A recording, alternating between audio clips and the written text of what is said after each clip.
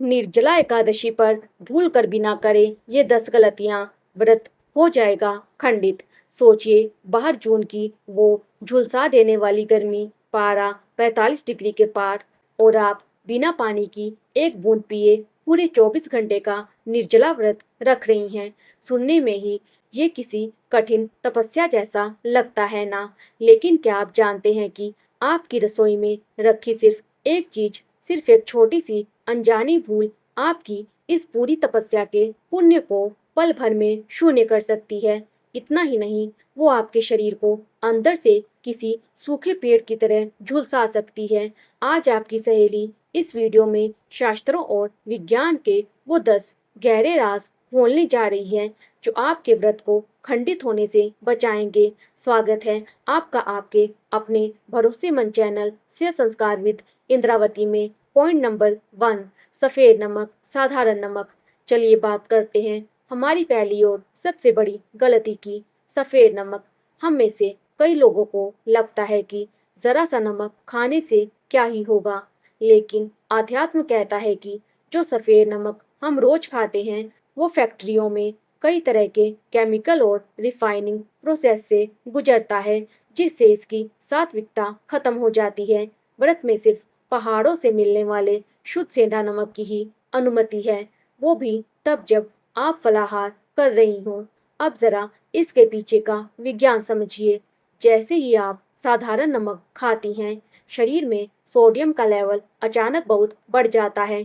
Sodium बढ़ते ही हमारा दिमाग एक्टिव हो जाता है और प्यास के सिग्नल भेजने लगता है। क्योंकि ये निर्जला व्रत है, आप पानी पी नहीं सकती। नतीजा, आपका गला सूखने लगेगा और बेचैनी बढ़ जाएगी। इसीलिए सेहत संस्कारविद इंद्रावती की सलाह है कि इस दिन नमक से दूरी ही भली। पॉइंट नंबर 2, चाय या कॉफ़ी सुबह की शुरुआत। दूसरी चीज है सुबह की वो कड़क चाय या कॉफ़ी। बहुत से लोग सोचते हैं कि सुबह सुबह एक कप चाय पी लेंगे तो दिन भर व्रत निभाने की ताकत मिल जाएगी, लेकिन बहनों, ये बहुत बड़ा धोखा है। चाय और कॉफी में भारी मात्रा में कैफीन होता है। विज्ञान कहता है कि कैफीन एक डायूरेटिक है, जिसका काम होता है शरीर के पानी को सोख कर यूरिन के रास्ते बाहर निकालना। अब सोचिए, एक तरफ तो आप पानी पी नहीं रही, ऊपर से चाय पीकर अपने शरीर का बचा खुचा पानी भी बाहर निकाल दिया। नतीजा क्या होगा? भयंकर डिहाइड्रेशन, चक्कर आना और कमजोरी। साथ ही खाली पेट कैफीन जाने से पेट में एसिड का सैलाब आ जाता है, जिससे दिन भर सिर दर्द और उल्टी जैसा महसूस होता है। तो अगर व्रत को सफल बनाना है तो इस लत को एक दिन के लिए टाटा बाय बाय कह दीजिए। पॉइंट नंबर 3, शहद, नेचुरल होने का भ्रम। तीसरी चीज है शहद, जिसे लेकर अक्सर लोग भ्रम में रहते हैं कि ये तो प्रकृति का वरदान है, तो इसे नींबू पानी या फलों में मिला लेते हैं। लेकिन यहाँ शास्त्रों और विज्ञान दोनों का नजरिया अलग है। शास्त्र कहते हैं कि एकादशी का पहला नियम है अहिंसा और दया, और शहद निकालने के लिए हजारों मासूम मधुमक्खियों को तकलीफ दी जाती है, जो इस व्रत के मूल भाव के खिलाफ है। अगर वैज्ञानिक तौर पर देखें तो शहद की तासीर बेहद गर्म होती है। बिना पानी के जब आप शहद लेती हैं तो ये आपके मेटाबॉलिज्म को अचानक से स्पाइक कर देता है, जिससे शरीर का आंतरिक तापमान, इंटरनल टेम्परेचर बढ़ जाता है। पानी ना होने की वजह से बॉडी खुद को ठंडा नहीं कर पाती और आपको घबराहट या दिल की धड़कन तेज होने जैसी समस्या हो सकती है। पॉइंट नंबर 4, चावल। आगे बढ़ने से पहले एक जरूरी बात, अगर आप चाहती हैं कि आपके परिवार में सब स्वस्थ और सुखी रहें तो ऐसी ही सच्ची और वैज्ञानिक बातें जानने के लिए अभी अपने इस चैनल सेहत संस्कार विद इंद्रावती को सब्सक्राइब कर लीजिए। अब आते हैं चौथे नंबर पर, जो है चावल। महर्षि वेद व्यास जी ने साफ कहा है कि एकादशी के दिन चावल खाना सीधे तौर पर रेंगने वाले जीवों को खाने जैसा पाप माना गया है, क्योंकि इस दिन चंद्रमा का प्रभाव चावल पर सबसे ज्यादा होता है, जो मन को भटकाता है। और अगर साइंस की नज़र से देखें तो चावल में पानी सोखने की क्षमता सबसे अधिक होती है। इसे पचाने के लिए आपके पेट को बहुत सारे पानी और ऊर्जा की जरूरत पड़ती है। निर्जला व्रत में चावल खाते ही आपकी बॉडी का सारा मॉइस्चर खत्म होने लगेगा, पेट में भारीपन आएगा और आप प्यास से तड़प उठेंगी। इसीलिए इस दिन घर में चावल बनने ही नहीं चाहिए। पॉइंट नंबर 5, खट्टे फल। अब बात करते हैं हमारी पांचवी गलती की, जो है व्रत में खट्टे फलों का सेवन। वैसे तो व्रत और फलों का गहरा नाता है, लेकिन निर्जला एकादशी के दिन संतरा, मौसम्बी, नींबू या कच्चा आम जैसी खट्टी चीजें खाना अपने ही पेट में तेजाब डालने जैसा है। विज्ञान के अनुसार जब हमारा पेट कई घंटों से पूरी तरह खाली होता है, तो उसमें नेचुरल एसिड्स वैसे ही बड़े होते हैं। ऐसे में जब आप ऊपर से साइट्रिक एसिड यानी खट्टे फल खाती हैं, तो पेट की अंदरूनी परत झुलसने लगती है। इससे भयंकर मरोड़, खट्टी डकारें और सीने में ऐसी जलन होगी कि आपका बैठना मुश्किल हो जाएगा। इसीलिए सेहत संस्कारविद इंद्रावती की सलाह है कि इस दिन सिर्फ मीठे और ठंडे फल जैसे केला या पका पपीता ही चुने, जो पेट को मखमली राहत दे। पॉइंट नंबर 6, मसूर की दाल। छठी चीज है मसूर की दाल। शास्त्रों में एकादशी के दिन मसूर की दाल को लहसुन और प्याज की श्रेणी में रखा गया है, यानी इसे पूरी तरह तामसिक भोजन माना गया है। धार्मिक मान्यता है कि इसे खाने से मन में अशांति, गुस्सा और नकारात्मक विचार आते हैं, जो हमारी पूजा पाठ को भंग कर देते हैं। वहीं अगर मेडिकल साइंस की माने तो मसूर की दाल में एक बेहद जटिल प्रोटीन होता है, जिसे तोड़ना और पचाना हमारे डाइजेशन सिस्टम के लिए बहुत बड़ा काम है। अब आप खुद सोचिए, बिना पानी की एक भी बूंद पिए आपका लीवर और पेट वैसे ही रेस्ट मोड पर जाना चाहते हैं।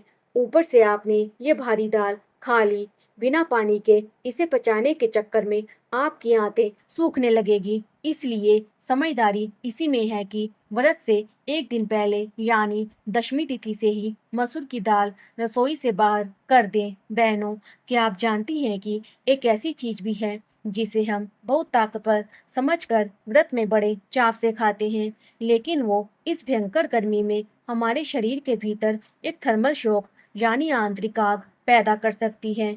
वो चीज क्या है, ये जानने से पहले अगर आपने अभी तक हमारे परिवार से संस्कारविद इंद्रावती को सब्सक्राइब नहीं किया है, तो जरूर कर लें, ताकि सेहत और संस्कार की ये अनमोल जोड़ी हमेशा आपके साथ रहे।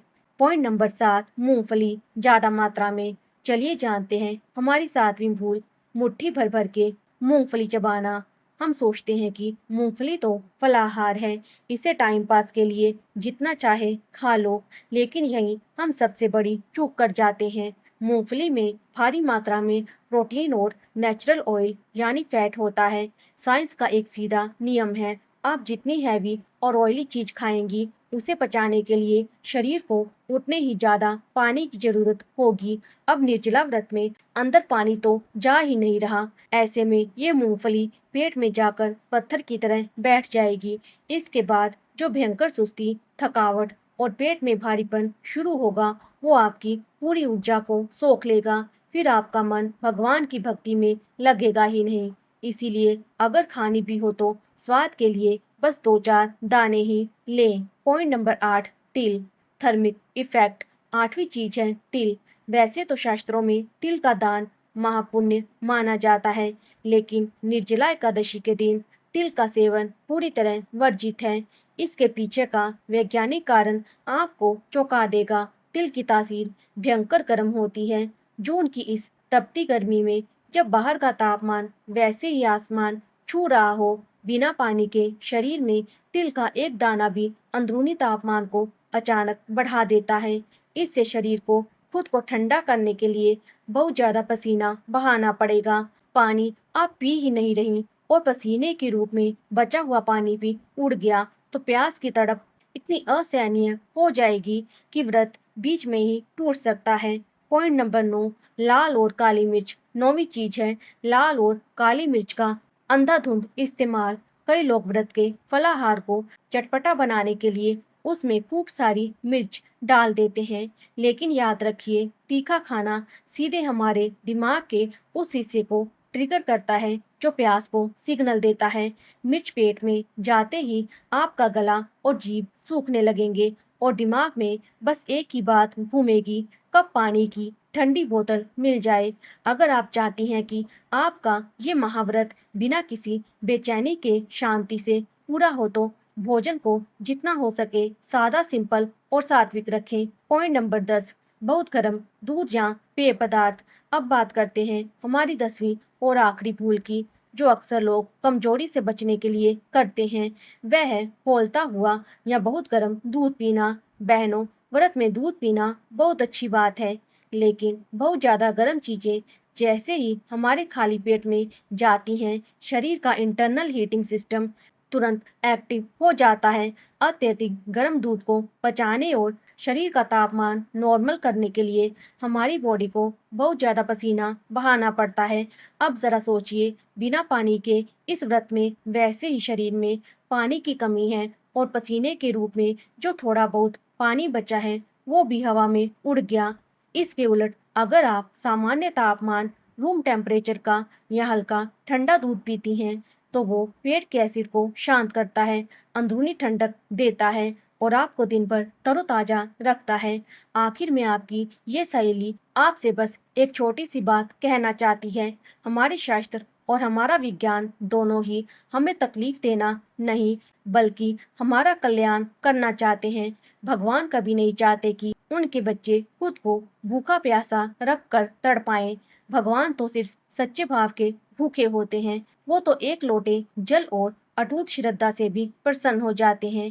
इसीलिए जेठ की इस तपती गर्मी में इस कठिन व्रत को करते समय अपनी सेहत का, अपने शरीर का पूरा ध्यान रखिएगा, क्योंकि ये शरीर ही भगवान का दिया हुआ सबसे बड़ा मंदिर है। मुझे पूरा विश्वास है कि इन 10 बातों का ध्यान रखकर जब आप इस बार उपवास करेंगी तो आपकी एकादशी बेहद शुभ, मंगलमय और फलदायी होगी। चलते चलते मुझे कमेंट बॉक्स में ज़रूर बताइएगा कि इस बार आपके घर में कौन कौन ये पावन व्रत रख रहा है। आपके प्यारे प्यारे परिवारों के बारे में जानकर मुझे सच में बेहद खुशी होती है। और हाँ, अगर आपकी इस सहेली की ये छोटी सी कोशिश आपके दिल को छू गई हो तो वीडियो को एक प्यारा सा लाइक देकर मेरा हौसला ज़रूर बढ़ाइएगा। अगर आप अपने परिवार और अपनों की परवाह करते हैं तो उनके साथ इस जानकारी को शेयर करना मत भूलिएगा। अपना और अपने पूरे परिवार का बहुत ख्याल रखिएगा। भगवान हरि की असीम कृपा आप सब पर हमेशा बनी रहे। नमस्कार, राधे राधे।